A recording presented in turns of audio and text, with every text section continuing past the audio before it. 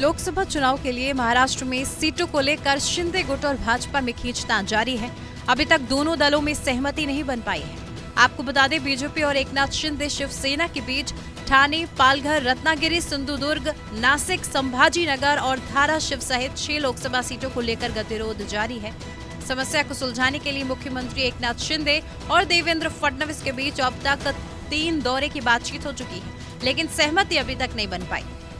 दोनों ही इन दलों पर जीत की संभावना का दावा करते हुए अपने रुख पर अडिग हैं। दोनों दलों के अंदरूनी सूत्रों ने बताया कि सीएम शिंदे और डिप्टी सीएम फडणवीस ने संकेत दिया है कि अब इसका समाधान केंद्रीय गृह मंत्री अमित शाह के हस्तक्षेप के बाद ही निकल पाएगा। इन 6 सीटों में से जून 2022 में विभाजन के बाद ठाणे पर शिवसेना यूबीटी का, पालघर पर शिवसेना एकनाथ शिंदे के नेतृत्व का, रत्नागिरी सिंधुदुर्ग पर शिवसेना यूबीटी का, नासिक पर एकनाथ शिंदे के नेतृत्व वाली शिवसेना का, हाल तक उस्मानाबाद कहे जाने वाले धाराशिव पर शिवसेना यूबीटी और संभाजीनगर पर एआईएमआईएम का कब्जा है। बीजेपी ने ठाणे, पालघर, रत्नागिरी, सिंधुदुर्ग, संभाजीनगर और नासिक पर दावा किया, जबकि शिंदे गुट भी इन सीटों पर अपना दांव ठोक रहा है।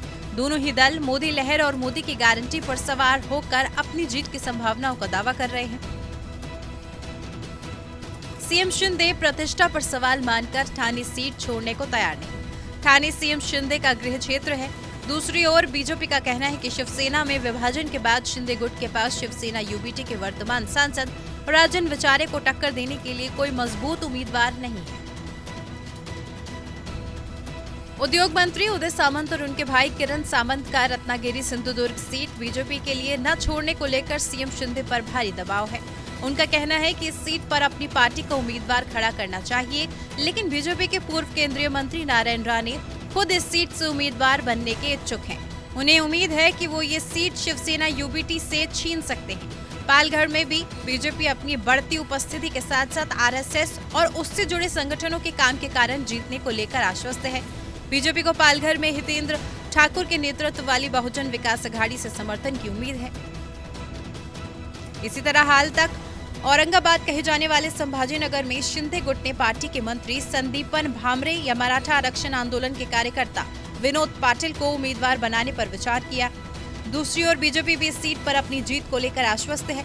पार्टी का मानना है कि वो विभाजित पक्ष और शिवसेना यूबीटी की गुटबाजी का फायदा उठा सकती है। केंद्रीय मंत्री भागवत कराड़ संभाजीनगर में भाजपा के संभावित उम्मीदवार हैं। शिवसेना यूबीटी ने पूर्व सांसद चंद्रकांत खैरे को अपना उम्मीदवार बनाने की घोषणा की है। लोकसभा चुनाव से पहले यह तस्वीर और साफ हो जाएगी कि आखिर भाजपा और शिंदे गुट साथ टिकेंगे या चुनावी आंधी से टूटेगा ये गठबंधन।